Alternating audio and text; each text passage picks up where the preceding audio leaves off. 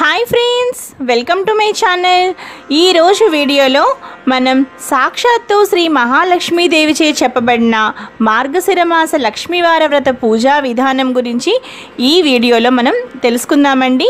అంతేకాకుండా మార్గశిర మాసంలో స్త్రీలు ఎటువంటి నియమాలు పాటించాలో కూడా మనం చాలా క్లియర్గా ఈ వీడియోలో తెలుసుకుందామండి. ఒకనాడు నారదుడు పరాశరుడు త్రిలోకాలు సంచరిస్తూ సేద తీరటానికి భూలోకంలో ఒక గ్రామానికి చేరుకున్నారు. ఆ సమయంలో ఆ గ్రామంలో 4 వర్ణాల వారు ఇళ్లను ఆవు పేడతో అలికి ముగ్గులు వేశారు. స్త్రీలందరూ తలంటు స్నానం చేసి కొత్త బట్టలు ధరించారు లక్ష్మీ పూజ చేయటానికి. 4 వర్ణాల వారు కలిసి ఒక చోట చేరి లక్ష్మీదేవి ప్రీతి కొరకు గానం చేస్తుండగా వారి భక్తికి ఆశ్చర్యం చెందిన నారదుడు పరాశర మహర్షితో, మహర్షి, ప్రజలంతా కలిసి ఇంత ఆనందంగా చేస్తున్న ఈ పూజ ఏమిటి? నాకు ఈ పూజ గురించి తెలుసుకోవాలని కుతూహలంగా ఉంది అని అనగా, ఈ పూజ గురించి వివరంగా తెలియపరచండి అని అన్నారు. గురువారం చేసే ఈ పూజను లక్ష్మీ పూజ అంటారు. సంవత్సరానికి ఒకసారి వచ్చే మార్గశిర మాసం ఈ పూజ చేయడానికి శ్రేష్టమైనది, లక్ష్మీదేవికి చాలా ప్రీతికరమైనది అని పరాశర మహర్షి నారదుడికి తెలిపారు. నారదుడు, మహనీయ, ఈ పూజను ఇంతకు ముందు ఎవరైనా చేశారా? చేస్తే ఎవరు చేశారో, వారికి ఏ ఫలం కలిగిందో తెలియజేయండి అనగా పరాశరుడు కథ చెప్పడం మొదలుపెట్టారు. ఒకనాడు లక్ష్మీవారం విష్ణు పాదాలను సేవిస్తూ మహాలక్ష్మీదేవి స్వామితో, స్వామి, ఈరోజు మార్గశిర లక్ష్మీవారం, ప్రజలు నా వ్రతం చేసే రోజు. మీరు అనుమతిస్తే నేను భూలోకానికి వెళ్ళి నా వ్రతం చేసేవారిని అనుగ్రహిస్తాను అని పలికింది. విష్ణుమూర్తి సరే అనగా సర్వాలంకృత భూషితమై భూలోకానికి పయనమైంది లక్ష్మీదేవి. ఒక ముసలి బ్రాహ్మణ స్త్రీ రూపంలో విష్ణుమూర్తి ఒక ఇంట్లోకి ప్రవేశించాడు. ఆ గ్రామంలో సంచరిస్తున్న మహాలక్ష్మీదేవి ఆ ఇంటికి ముందు వచ్చి, అవ్వా, ఈరోజు మార్గశిర గురువారం, లక్ష్మీ పూజ, ఇల్లు గోమయంతో అలికి ముగ్గు పెట్టలేదేమిటి అన్నది. అప్పుడు ఆ ముసలి స్త్రీ, అమ్మా, ఆ వ్రతం ఏమిటి? ఎలా చేయాలి?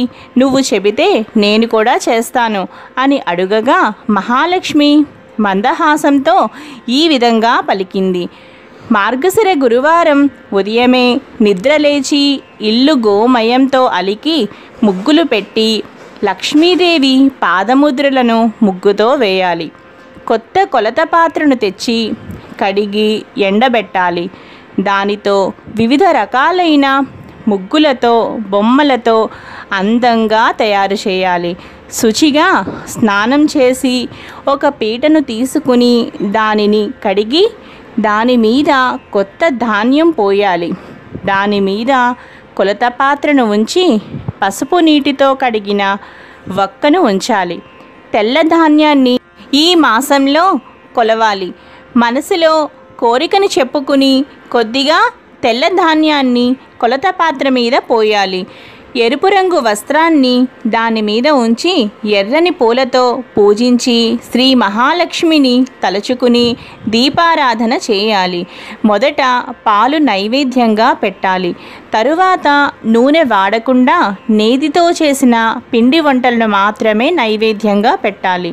ఇది ఒక విధానం. లక్ష్మీదేవి ఆ అవ్వతో రెండవ విధానం చెప్పడం మొదలుపెట్టింది. రెండవ విధానం చాలా సులభమైనది. మార్గశిర శుక్ల దశమి తిథి గురువారం వచ్చిన రోజున నిష్ఠతో ఈ వ్రతాన్నే చేస్తే తప్పక సిరి వస్తుంది. ఈ వ్రత నైవేద్యం పంచి పెట్టకపోతే మాత్రం లక్ష్మీ కటాక్షం లభించదు. మనసును నిర్మలంగా ఉంచుకుని 10 మందిని పిలిచి ఈ వ్రతం చేయాలి.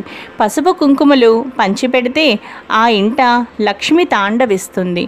ఈ వ్రతం మాత్రమే కాదు, మరికొన్ని ఆచరించాలి అవ్వా అని అన్నది లక్ష్మీదేవి. గురువారం ఉదయమే లేచి పొయ్యి బూడిద తీయకపోయినా, ఇల్లు వాకిలి తొడవకున్నా ఆ ఇంట లక్ష్మి నిలువదు. ఏ స్త్రీ గురువారం శుచిగా మడి వస్త్రం ధరించి వంట చేసి పూజ చేస్తుందో ఆ ఇంట లక్ష్మి స్థిరంగా ఉంటుంది. ఏ స్త్రీ గురువారం నాడు పిల్లలను తిడుతుందో, కొడుతుందో, ఇల్లు వాకిలి చిమ్మదో ఆ ఇంట ఒక్క క్షణం కూడా లక్ష్మి ఉండదు. ఏ స్త్రీ సాయంకాలం వేళ గడపకు రెండు వైపులా దీపాలు ఉంచదో ఆ ఇంట లక్ష్మి నిలువదు. అంతేకాదు, ఆ ఇంట ధనానికి కూడా నష్టం కలుగుతుంది. అందువలన అదేవిధంగా గురువారం ఉడకని పదార్థాలు, నిషిద్ధ పదార్థాలు తినే ఇంట, అశుభ్ర ప్రదేశాలలో తిరగడం, అత్తామామలను దూషించడం, సేవించకపోవడం చేసే స్త్రీ ఇంట లక్ష్మి పాదం కూడా పెట్టదు. భోజనం ముందు తరువాత కాళ్ళు చేతులు ముఖము కడగని వారి ఇంట లక్ష్మి కనిపించదు.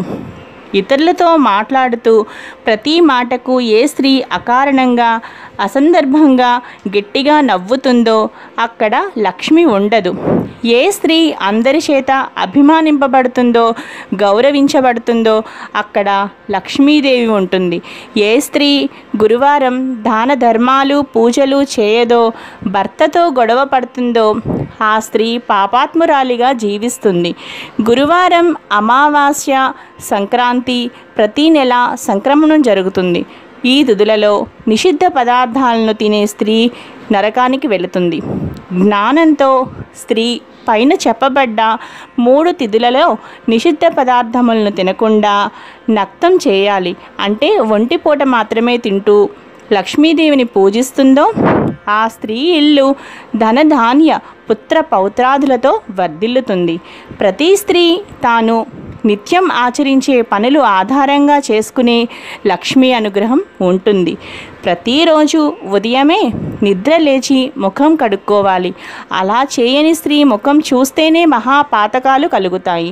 భుజించే సమయంలో పడమర, దక్షిణం దిక్కులకు కూర్చుని ముఖం పెట్టి భోజనం చేయకూడదు. అలాగే నిత్యం దీపారాధన చేయకుండా ఇంట్లో భోజనం చేయడం తగదు.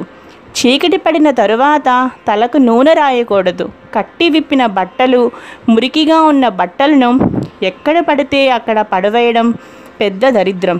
భర్త అనుమతి తీసుకోకుండా అందరి ఇంటికి తిరిగే స్త్రీ ఇంట, భర్త మాట వినని స్త్రీ ఇంట, దైవం యందు బ్రాహ్మణుల యందు భక్తి విశ్వాసాలు లేనటువంటి, పూజలు చేయనటువంటి స్త్రీ ఇంట లక్ష్మీదేవి ఒక్క క్షణం కూడా ఉండదు. అందువల్ల అక్కడికి లక్ష్మీదేవి రాదు. నిత్య దరిద్రం ఆ ఇంట తాండవిస్తుంది అని లక్ష్మీదేవి ఆ ముసలి బ్రాహ్మణ స్త్రీకి లక్ష్మీదేవి వివరించి ఆ గ్రామంలో ప్రతి ఇంటిని చూసి రావడానికి బయలుదేరింది. ఆ సమయానికి ఆ గ్రామంలో ఉన్న స్త్రీలంతా నిద్రలోనే ఉండడం చూసి లక్ష్మీదేవి అసహ్యించుకుంది. ఆ ఊరి చివరకు వెళ్ళింది. అక్కడ ఒక పేద స్త్రీ ప్రతిరోజు ఇల్లుని గోమయంతో అలికి ముగ్గులు పెట్టేది. బియ్యపు పిండితో ముగ్గేసి లక్ష్మీదేవి పాదముద్రలను వేసి, లక్ష్మీదేవి విగ్రహం దగ్గర నిత్య దీపం పెట్టి, ధూపం వేసి, నైవేద్యాలు పెట్టి పద్మాసనంలో కూర్చుని నిత్యం లక్ష్మినే ఆరాధించేది ఆ పేద స్త్రీ. ఆమె భక్తికి మెచ్చిన మహాలక్ష్మి ఆమె ఇంట పాదాలు మోపింది. ఓ భక్తురాలా, నీ భక్తికి మెచ్చాను, వరం కోరుకో ప్రసాదిస్తాను అని పలికింది. సాక్షాత్ లక్ష్మీదేవిని చూడడంతో ఆ స్త్రీ నోట మాట రాక ఏ కోరిక కోరలేదు. అప్పుడు లక్ష్మీదేవి, నీవు కోరకుండానే నేను వరాలు ఇస్తున్నాను. నీవు మరణించే వరకు సకల సంపదలను అనుభవిస్తావు. మరణం తరువాత వైకుంఠాన్ని చేరుతావు అని లక్ష్మీదేవి వరాలిచ్చింది. నా వ్రతం విడవకుండా చెయ్యి, విష్ణుమూర్తి అనుగ్రహం కూడా కలుగుతుంది అని పలికింది. మహాలక్ష్మి చెప్పిన విధంగానే ఆ స్త్రీ లక్ష్మిని నిత్యం పూజించి సకల సంపదలు, భోగ భాగ్యాలు, 5 కుమారులతో ఆ స్త్రీ జీవితం ఆనందంగా గడిపింది అంటూ మహర్షి పరాశరుడు నారద మునీంద్రుల వారితో పలికారు. శ్రీ మహాలక్ష్మీదేవిచే స్వయంగా చెప్పబడిన ఈ వ్రతం చాలా విశిష్టం. విశిష్టమైనది. ఈ కథను నిత్యం చదవడం వలన సకల శుభాలు కలుగుతాయి. ఎవరైతే మార్గశిర మాసంలో శ్రీ మహాలక్ష్మీదేవిని ఈ విధంగా పూజిస్తారో, అమ్మవారు చెప్పిన నియమాలను ఎవరైతే పాటిస్తారో వారి ఇంట లక్ష్మీదేవి స్థిరంగా ఉంటుంది. అంతేకాకుండా వాళ్లకు భోగ భాగ్యాలు, ఆయువారోగ్యాలు, అష్ట ఐశ్వర్యాలను ప్రసాదిస్తుంది. ఈ విధంగా మార్గశిర మాసంలో లక్ష్మీదేవిని పూజించి నియమాలను పాటిస్తూ ఆరాధించాలి. ఈ విధంగా మార్గశిర మాసంలో లక్ష్మీదేవిని సేవిస్తూ ఆరాధిస్తూ అమ్మవారి అనుగ్రహాన్ని పొందాలి. ఈ వీడియో కనుక మీకు నచ్చినట్లయితే తప్పకుండా లావణ్యాస్ లైఫ్ స్టైల్ ఛానల్ని సబ్స్క్రైబ్ చేసుకోండి.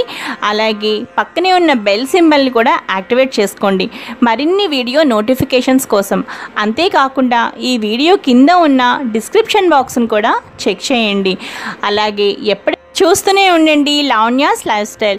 మరో మంచి వీడియోతో మీ ముందు ఉంటాను. Thanks for watching.